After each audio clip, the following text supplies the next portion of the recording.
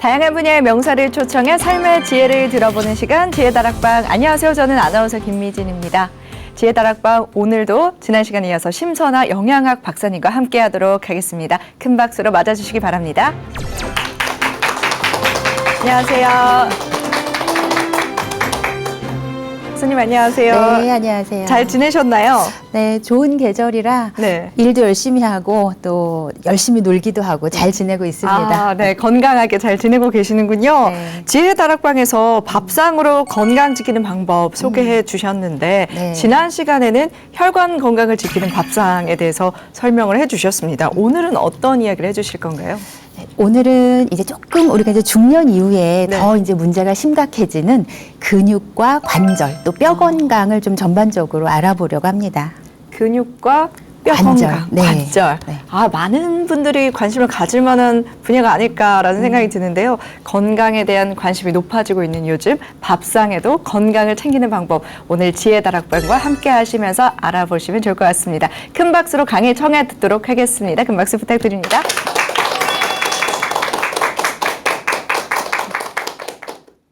돈만큼 중요한 게 근육이다라는 이야기예요. 골다공증이나 골감소증 같은 그런 질병들이 남성에 비해서 2배에서 3배 정도 더 많기 때문에 70, 80%에 해당하는 이런 노년층에 있는 분들이 단백질 섭취가 부족하고 심장 근육이 튼튼하고 잘 발달되어 있어야 우리 몸의 전체적으로 혈액순환이 혈액의 공급이 원활하게 잘 되겠죠. 우리 몸의 근육이 골격 근육이 한 40% 이상 차지하지만 이렇게 심장 근육이나 내장 근육도 아주 중요한 역할을 하고 있기 때문에 단백질을 기본으로 해서 각각의 근육들이 형성되고 그 기능들을 유지해 갈 수가 있습니다.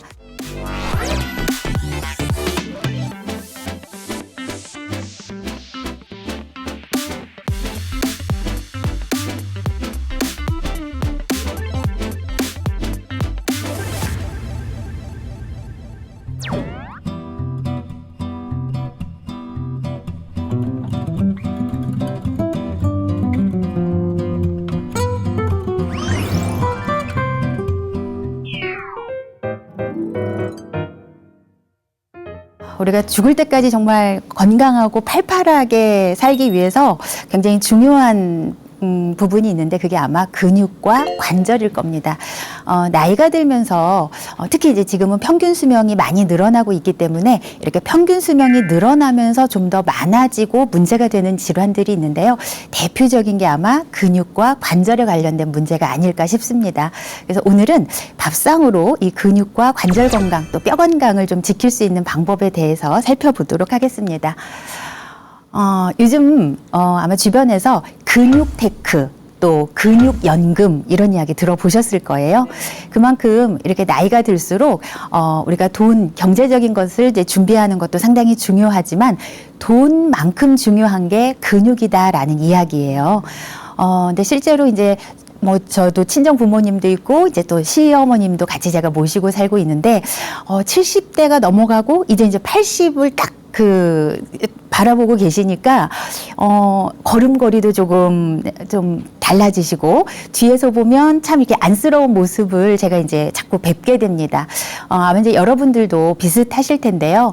이렇게 나이가 들고 특히 이제 노년층으로 갈수록 우리가 자신이 예를 들면 노년층이다 또는 이제 부모님이 노년층에 접어들었다라고 했을 때 크게 이제 두 가지를 염두에 두고 보시면 좋은데요.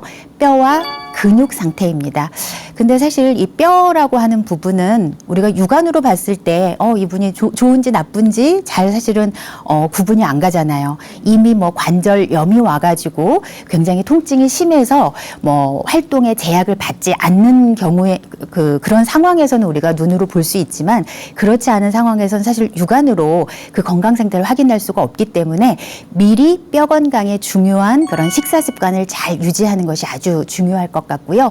특히 이제 뼈 건강은 물론 남성들도 문제가 되지만 여성들이 골다공증이나 골감소증 같은 그런 질병들이 남성에 비해서 2배에서 3배 정도 더 많기 때문에 중년 이후의 여성이라면 사실 누구나 다 이런 뼈 건강에 관심을 가져야 된다라는 거고요.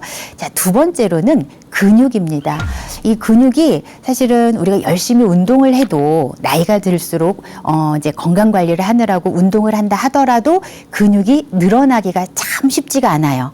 그래서 어떤 분들은 사실 욕심을 내고 근육량을 늘려야지라고 하는데 저는 사실 이제 환자분들 식이요법 상담을 하다 보면 중년 이후에 특히 이제 노년층에는 근육을 늘리려고 하는 것보다는 일단 있는 걸 잘 지키는 게 더 중요하다. 잘 지키는 것도 사실은 굉장히 의미 있는 일이기 때문에 더 빠지지 않도록 지키고 조금 더 나간다면 한 1%라도 늘리려고 노력하는 것이 좋다라는 겁니다.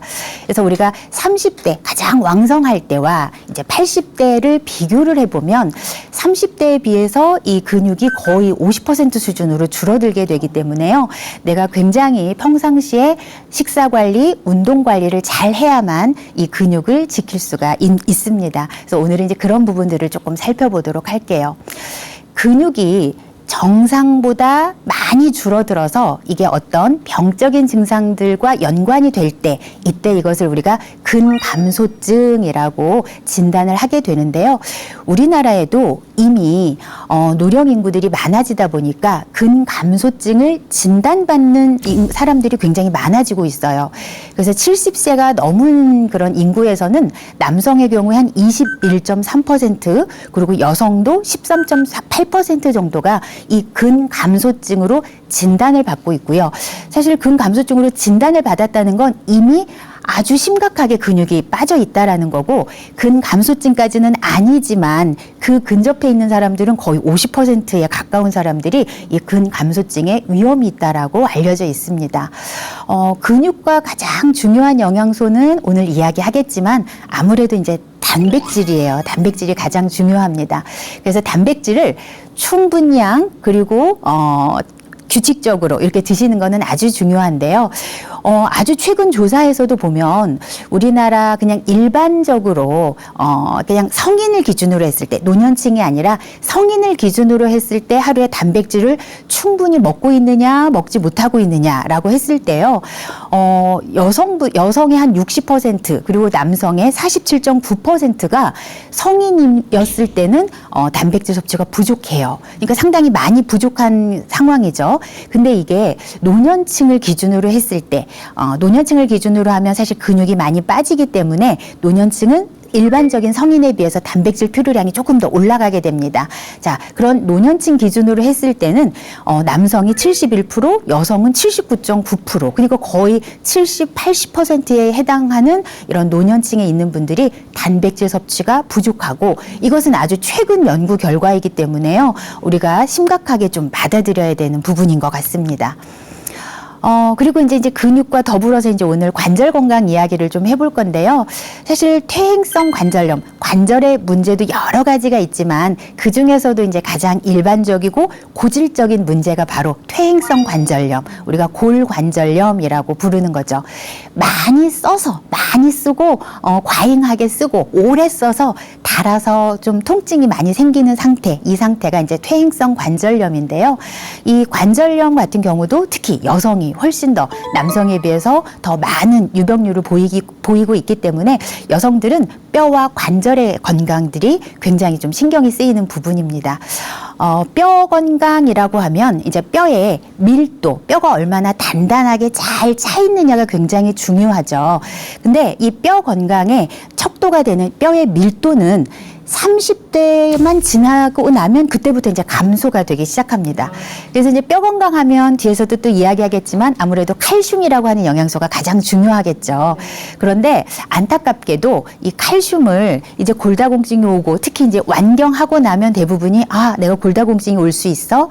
그때부터 칼슘을 챙겨 드시는 분들이 많은 것 같아요. 주변에 보면. 그런데 이 칼슘이라고 하는 영양소는 아주 독특하게요. 20대 한 중반까지는 내가 섭취를 하면 칼슘이 창고에, 그러니까 우리 칼슘의 창고가 바로 뼈거든요. 창고에 가서 잘 쌓입니다.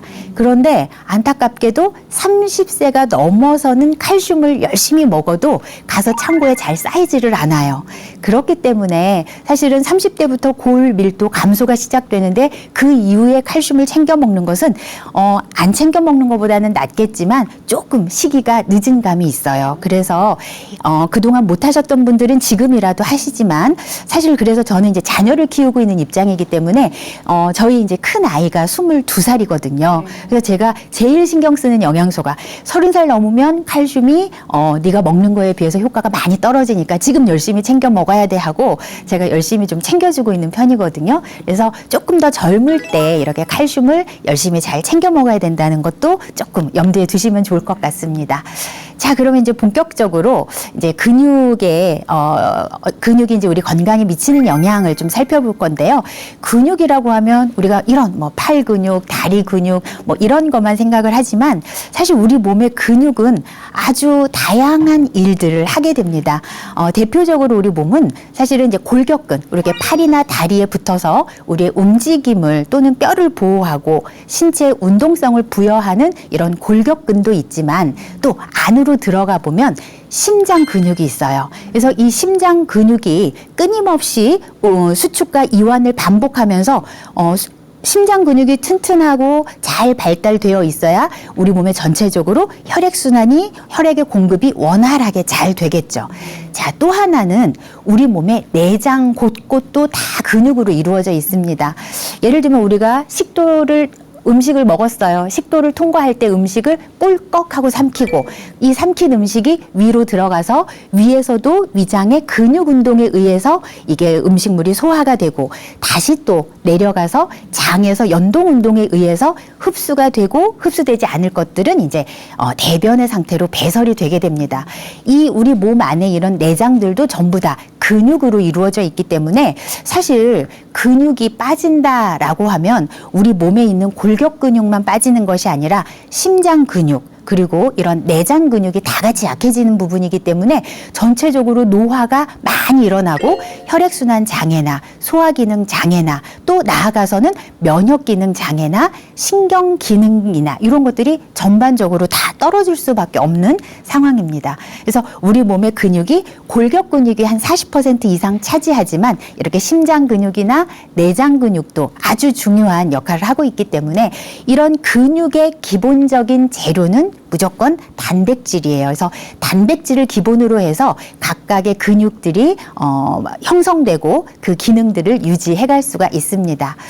자, 근육이 감소하면 이제 생길 수 있는 여러 가지 이제 우리 몸에 질환들이 있지만 그 중에서도 요즘에 가장 이제 문제가 되는 것 중에 하나는 바로 당뇨병이에요. 당뇨병. 그래서 이 근육에서 우리가 섭취한 탄수화물, 특히 이제 포도당의 대부분을 써야 되기 때문에 근육이 부족하게 되면 탄수화물을 효율적으로 쓰지 못하게 되고 그것들이 몸 안에 혈액 중에 떠돌아다니면서 이제 혈당을 높여서 여러 가지 문제를 일으키는 당뇨병이 일어나게 되고요. 또 나아가서는 이 근육이 줄어들게 되면 요즘은 뇌 건강, 특히 이제 치매 같은 것들이 많이 일어나는 것으로 알려져 있습니다. 자, 그런데 이렇게 당뇨병이 있다 또는 만성질환, 뭐 치매가 있다든가 또는 근육이 빠지게 되면 문제가 되는 게 이렇게 넘어지기가 쉬워요. 넘어지기가 쉽고 그렇게 되면 넘어졌을 때 또 골절도 잘 되고 그렇습니다. 자, 이렇게 되면 아무래도 내가 골절 상태에서는 운동을 더 할 수가 없죠. 평상시에도 하기 어려운 운동을 내가 아픈 상태에서는 운동이 더 하기 어렵기 때문에 운동이 행동에 굉장히 제한을 받게 되고 또는 이제 병원에서 계속 누워서 있어야 되는 경우들도 많다 보니까 이런 게 다시 또 근육을 또 빠지게 하는 뭐 식사도 과거에 비해서 예를 들면 건강 상태가 좋지 않을 때는 좀 더 양호하게 하기 어렵기 때문에 이런 근육이 더 빠지고 이런 악순환이 계속 일어나게 돼요. 그런데 근육이 이제 이렇게 감소하게 되면 만성 질환들도 생기지만 그 만성 질환으로 인해서 또는 낙상으로 인한 골절로 인해서 또는 사망률 이런 것들이 굉장히 올라가게 됩니다.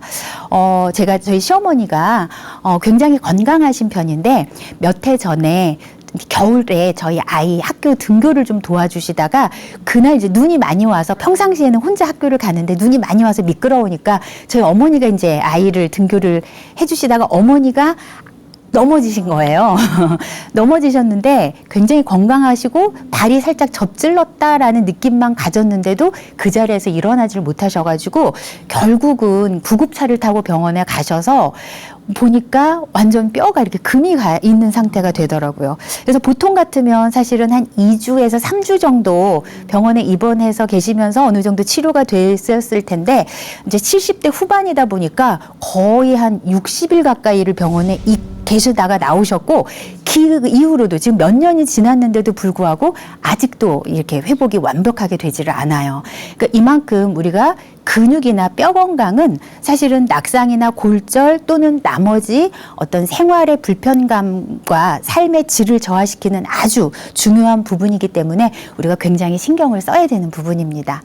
자, 그리고 이제 관절을 좀 살펴보면 관절은 사실 관절을 이루고 있는 구조가 근육이 관절을 잘 붙잡고 있어야 되고요. 또 힘줄.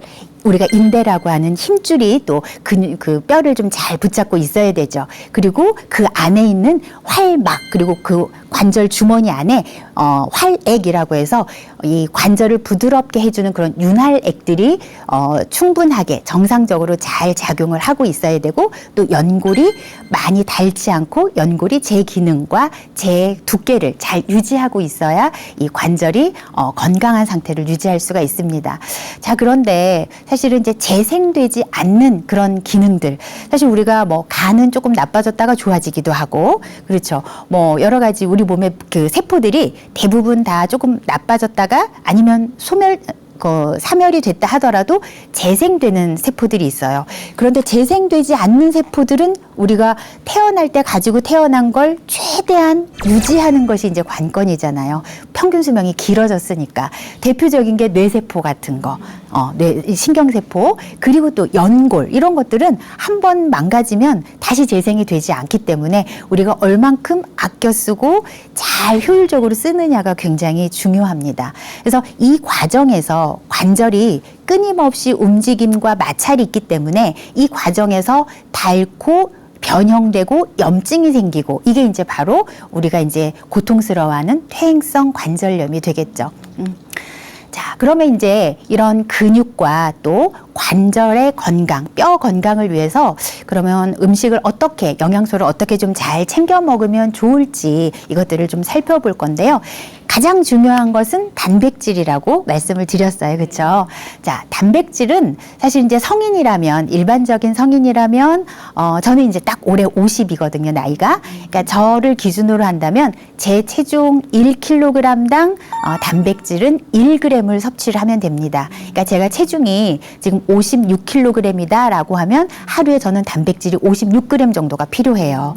그런데 이제 노년층으로 갈수록 65세가 넘어갔다라고 하면 곱하기 1.2를 좀 더 하셔야 돼요. 그러니까 조금 더 많은 양을 일반적인 성인보다 좀 더 많은 양을 섭취를 하셔야 됩니다.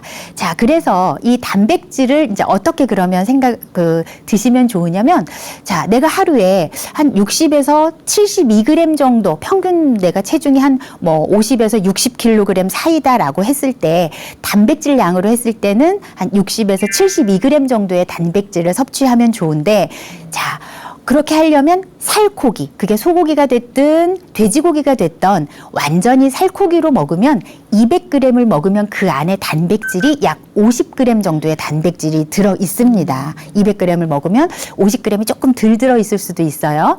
자, 그러면 나머지 한 10에서 20g 정도의 단백질을 더 이제 만약에 고기를 먹었다 하더라도 더 채워야 되는 거잖아요. 그럴 때는 달걀 하나를 먹으면 단백질이 약 5g 정도 함유가 되어 있어요. 그리고 우유를 내가 한 컵 200ml를 먹었다. 그러면 그 안에 한 5에서 6g 정도의 단백질이 함유가 되어 있습니다. 그렇게 해도 그러면은 한 10g 정도죠. 그래도 부족해요. 그러니까 여기다 식물성 단백질은 두부를 좀 먹겠다. 그러면 100g당 한 3, 4g 정도 단백질, 두부에는 수분이 많이 있기 때문에 그래서 하루에 못해도 한 3분의 1모, 가능하면 한 반모 정도의 두부는 먹어줘야, 그러니까 고기도 뭐 한 200g 가까이, 그 다음에 달걀 하나, 우유 한 컵, 거기에다가 두부 거의 반모, 이 정도를 매일 먹어줘야만 사실은 65세 이상의 노년층이라면 내가 하루에 필요한 단백질을 거의 다 섭취하고 있는 거예요. 자, 지금 여기 계시는 분들도 자, 이렇게 식단을 딱 구체적으로 이야기하니까 어휴 하시는데 그거는 부족하게 먹고 있을 확률이 높다는 거잖아요. 자, 이 정도의 단백질이 일주일에 몇 번 필요하냐가 아니라 매일 이 정도의 단백질이 필요한 거고, 사실은 남성분이라면 조금 더 필요한 양, 그리고 만약에 내가 운동을 많이 한다 그러면 이거보다 조금 더 필요한 거예요. 그래서 사실은 내가 지금 섭취하는 것보다 조금은 더 신경 써서 먹어야 되는 게 단백질이다, 부족하지 않게.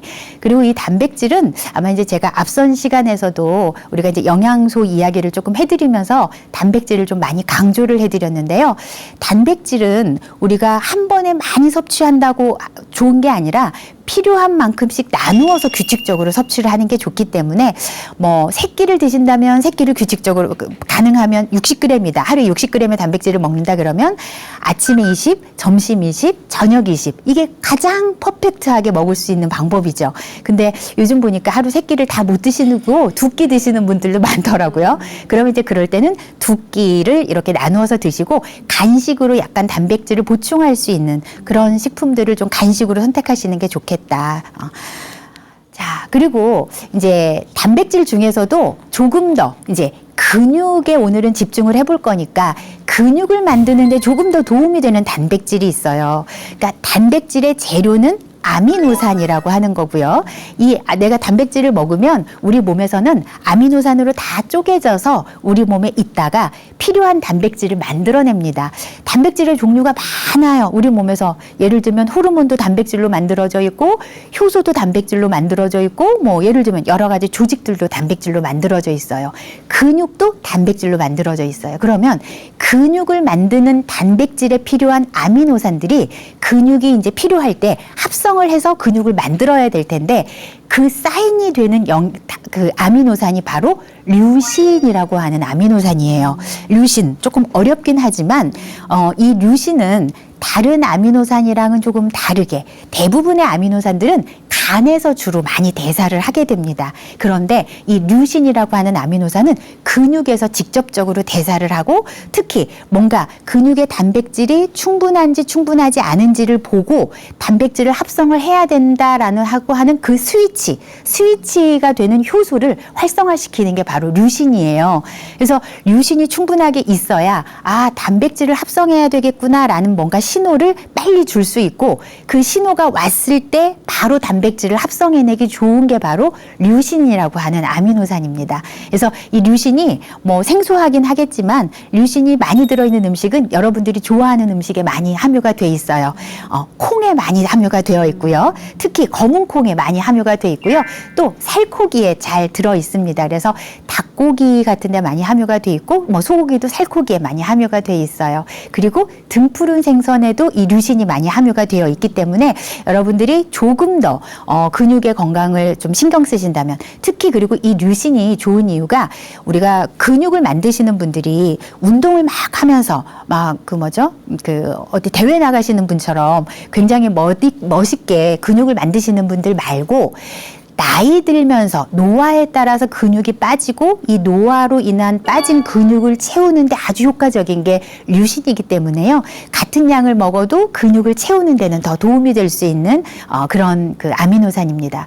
그리고 또 한 가지, 요즘은 이제 단백질을 많이 강조하니까 단백질 보충제 형태로 드시는 분들도 많아요. 그래서 저한테 단백질 보충제를 많이들 물어보시는데 이 단백질은요, 우리가 여러 조사를 해보면 근육을 만들 때는 단백질이 재료가 되긴 하지만 단백질만 있다고 해서 절대로 근육이 만들어지지는 않습니다. 단백질을 우리 몸에 아무리 많이 쌓아놓고 있어도 그냥은 근육이 만들어지지 않아요. 근육이 손상됐다 재생되면서 단백질을 가지고 더 크게 근육을 만들어내는 기전이기 때문에 단백질만 먹어서는 근육을 키우는 효과를 전혀 볼 수가 없고 반드시 단백질과 함께 운동, 그 운동의 종류는 다 달라요. 우리가 이제 젊을 때는 조금 더 과격한 근력 운동들을 많이 하셔도 괜찮지만, 이제 내가 기운이 많이 떨어지는 분이라면 무리하게 그런 근력 운동까지 하지 않더라도 걷기부터라도 또는 스트레칭 또는 뭐 가벼운 아령 이런 것들을 좀 꾸준하게 하시는 것이 근육을 늘릴 수 있는 가장 효과적인 방법입니다. 사실은 운동이라 제가 어떤 전문가분께서 이런 이야기를 하시더라고요. 아무리 하찮은 움직임이라도 10,000번 이상을 하면 그게 근육이 된대요. 그러니까 내가 예를 들어서 그냥 팔을 들었다 놨다 아니면 특히 내가 안 쓰는 방향으로 뭔가 움직임을 하찮은 움직임이라도 작은 움직임이라도 그거를 반복적으로 하게 되면 그게 우리 몸에서는 근육의 형태로 유지되거나 나타날 수 있다라고 하는 거죠. 그래서 이렇게 자주 몸을 부지런히 움직여주는 것만 해도 단백질 섭취와 함께 근육을 늘릴 수 있는 방법이니까 조금 신경을 써주시면 좋을 것 같아요. 자, 그리고 근육과 관절 건강에 이제 중요한 영양소 중에 칼슘과 비타민 D를 좀 강조를 해드리려고 합니다. 우리나라 전체 연령에서 어린아이부터 노년층까지 그리고 가장 많은 양의 영양이 부족한 건 바로 칼슘이에요. 그래서 전체 국민들을 대상으로 봤을 때 칼슘 부족한 사람이 70% 이상입니다. 근데 이제 이게 중년 이후라면 더 많죠. 그러니까 조금 과장하자면 영양학자인 제 입장에서는 사실은 거의 모든 사람이 칼슘이 부족하다 해도 과언이 아니에요. 자, 그런데 안타깝게 이 칼슘이라고 하는 영양소는 내가 열심히 먹어도 흡수량이 아주 떨어지는 영양소 중에 하나입니다. 흡수율이 굉장히 적어요. 예를 들어서 내가 단백질이나 탄수화물은 10개를 먹으면 거의 10개가 다 흡수가 돼요. 10개 다 흡수가 돼요. 그런데 칼슘은 10개를 먹으면요. 잘 흡수가 되면 3개가 흡수가 돼요. 잘 되면 3개.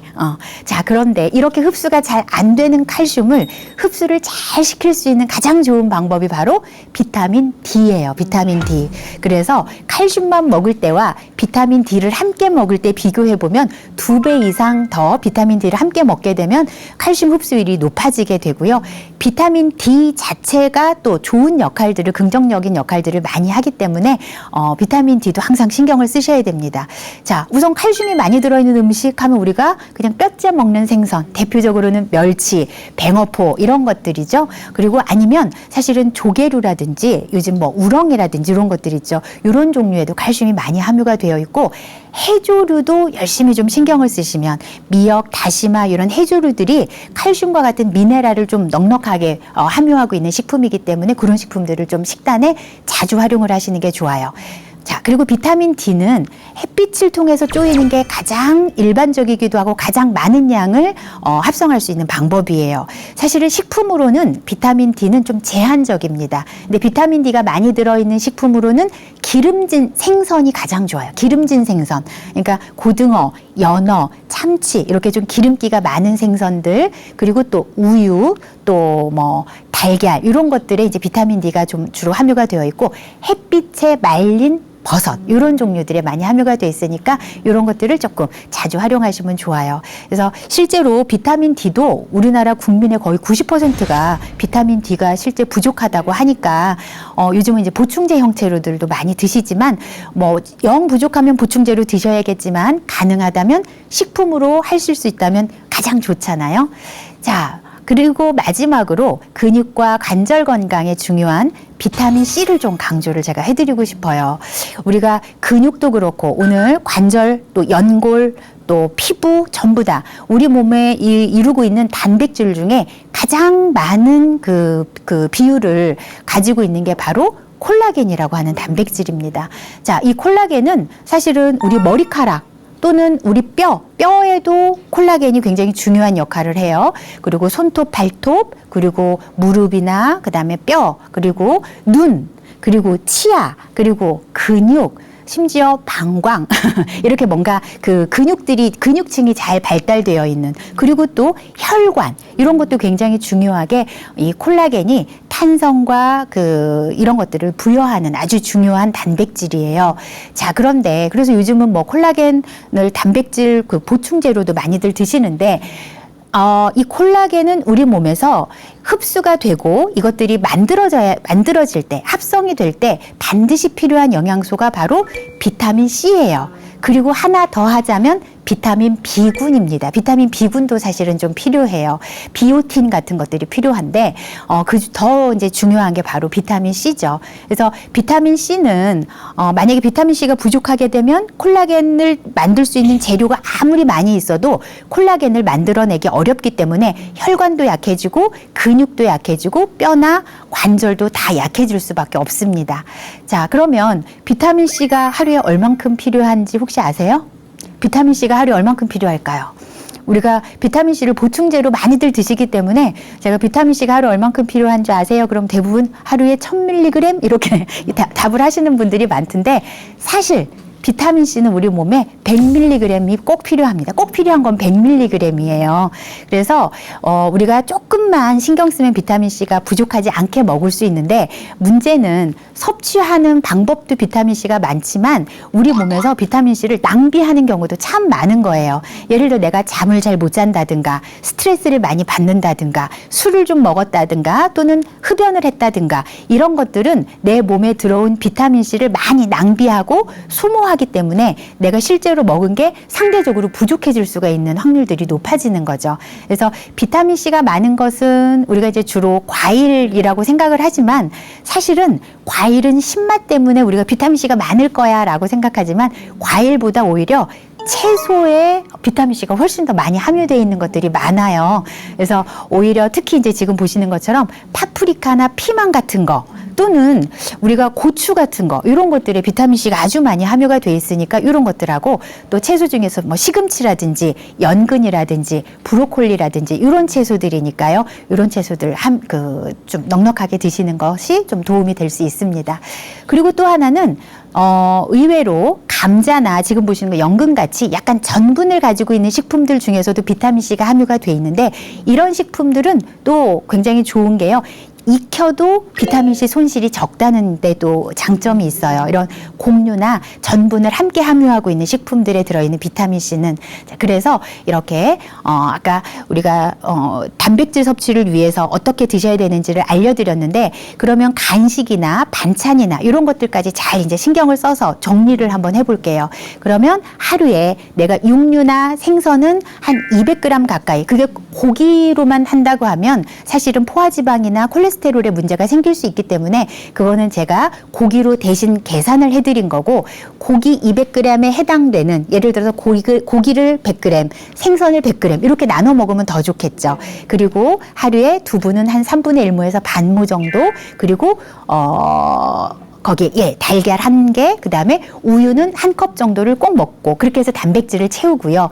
여기에 비타민C를 좀 채우기 위해서는 채소는 하루에 적어도 2접시에서 3접시 정도 2접시에서 3접시 정도의 채소를, 그게 쌈이 됐든 샐러드가 됐든 아니면 채소를 좀 갈아서 주스 형태가 됐든 이렇게 드시는 방법, 이런 것들을 좀 하시고요. 이제 기타로는 여기에 해조류 같은 것들을 조금 일주일에 몇 번 정도는 꼭 좀 넣어주시고, 나이가 들수록 간식으로 섭취할 수 있는 가장 좋은 그 간식 종류는 견과류와 우유입니다. 그래서 우유가 꼭 아니더라도 유제품이거나 우유가 혹시 불편하신 분은 두유로 대체를 하시면 되니까요.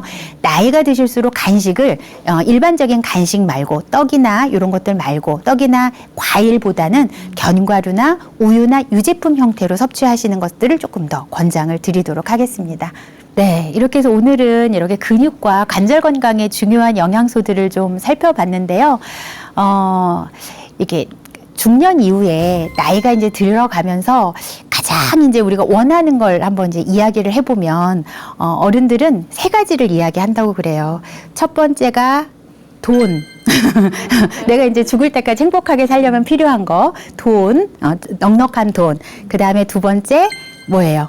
친구가 함께 있어서 여가를 하는 거죠. 그러니까 쉽게 말하면 여행, 좋은 곳 가서 이렇게 하고 싶은 거죠. 맛있는 거 많이 잘 먹고. 세 번째, 그러려면 건강해야 되겠죠. 그래서 우리가 돈과 여행과 취미, 여행과 그리고 이런 건강이 이 세 가지가 함께 있으면 좋은데, 사실은 젊을 때는 건강보다는 돈이나 여가가 더 먼저가 될 수 있습니다. 근데 이제 우리가 나이 들면서는 보면 사실은 건강을 잃게 되면 우리가 돈을 무지 많이 써야 돼요. 그렇죠? 그리고 내가 건강하다면 많은 돈을 아낄 수가 있어요. 자, 그리고 여행 갈 때 저도 막상 부모님 이제 연로하신 부모님과 또 할머니를 모시고 살다 보니까 어른들을 이제 가서 조금 여유가 있어서 어디 좋은 데 모시고 가고 싶어도 이제는 힘들어서 못 간다. 다리 아파 못 간다. 많이 못 걷는다. 같이 가도 차에 계시고 저희들만 가서 구경하고 다시 와서 모시고 가야 되고 이런 안타까운 일들이 벌어지더라고요. 그래서 나이가 들수록 돈이나 여가를 정말 잘 누리기 위해서는 건강이 아주 핵심인데, 그 건강 중에서도 오늘 이야기한 이런 근육이나 관절 건강은 직접적으로 뭔가 활동을 하는 이런 그 건강이기 때문에 우리가 삶의 질을 높이는 데 있어서 아주 중요한 부분이라는 거 다시 한번 좀 정리를 해보겠습니다. 그리고 이제 앞서서 제가 1강과 2강을 통해서 밥상이 우리 건강에 있어서 얼마나 중요하냐라는 것들을 좀 설명을 드렸는데요.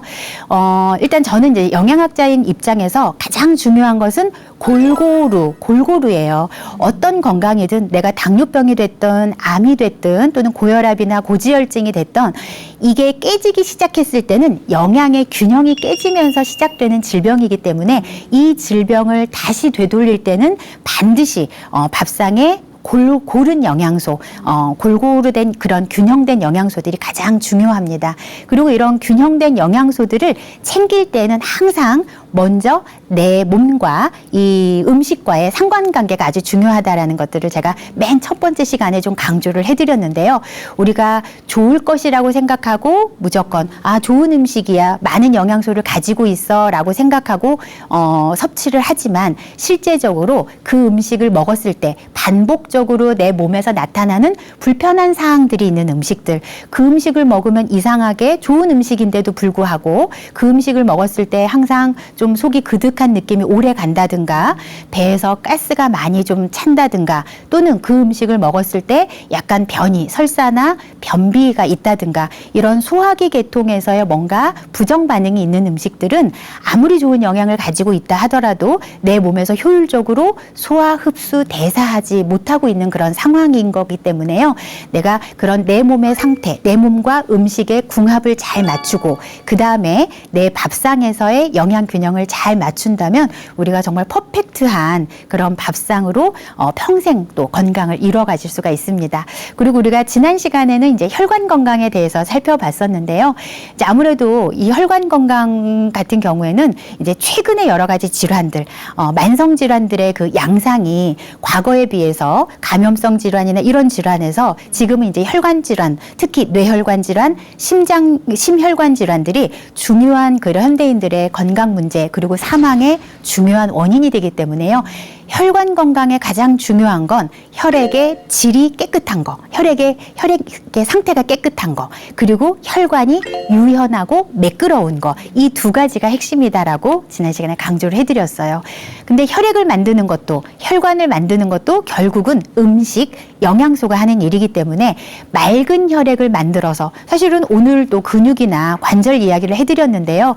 근육도 마찬가지고 혈액이 잘 공급이 돼서 원활하게 대사가 잘 되면 근육이나 뼈 건강에도 도움이 될 수 있죠. 혈관도 마찬가지입니다. 그래서 이런 혈액 안에 좋은 질을 만들기 위해서는 당과 지방 조절을 잘 하시는 거 굉장히 중요하고, 혈관이 매끄럽게 잘 유지되기 위해서는 콜레스테롤, 지방 중에서도 특히 콜레스테롤 관리가 아주 중요하기 때문에 이런 전반적인 식사 관리를 위해서 우리 식사 내에서는 식물성 식품의 비율을 조금 더 늘리고, 지금 있는 것보다 조금 더 늘리고, 그 다음에 채소나 과일을 칼라가 조금 더 있는 것들의 비율을 늘리고 그래서 다르게 먹는 방법들이 내가 채소를 많이 먹는다가 아니라 채소를 먹을 때도 내가 10개를 먹으면 그중에 절반은 백색 채소지만 그중에 절반 정도는 가능하면 좀 컬러가 진한 채소, 컬러가 진한 그런 과일 이런 것들로 좀 섭취하는 방법들을 좀 바꿔보시는 거, 조금씩 개선해 보시는 거 이런 것들을 제가 좀 정리를 해드렸으니까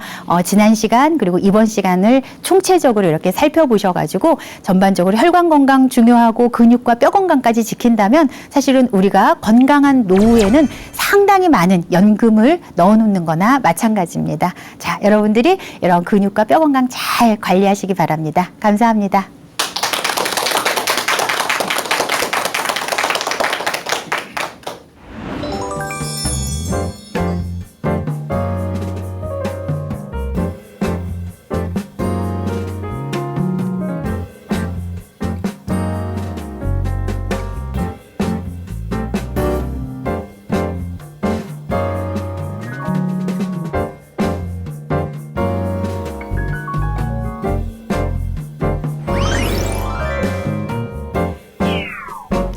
네, 근육을 지키는 식단이라고 하면 보통 운동하는 사람들의 전유물로 생각을 했었는데 오늘 강의를 통해서 우리 모두에게 필요한 그런 정보가 아니었나라는 생각을 해봅니다.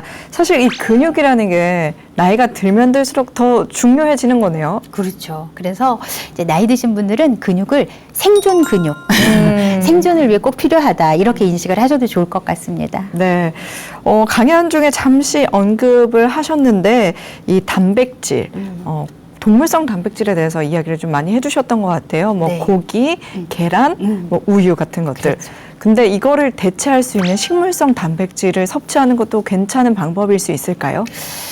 사실 영양학적으로만 이야기하자면 요즘 너무 이제 채식 위주로 하시는 분들은 단백질의 영양 상태가 그닥 좋은 편은 아닌 건 분명합니다.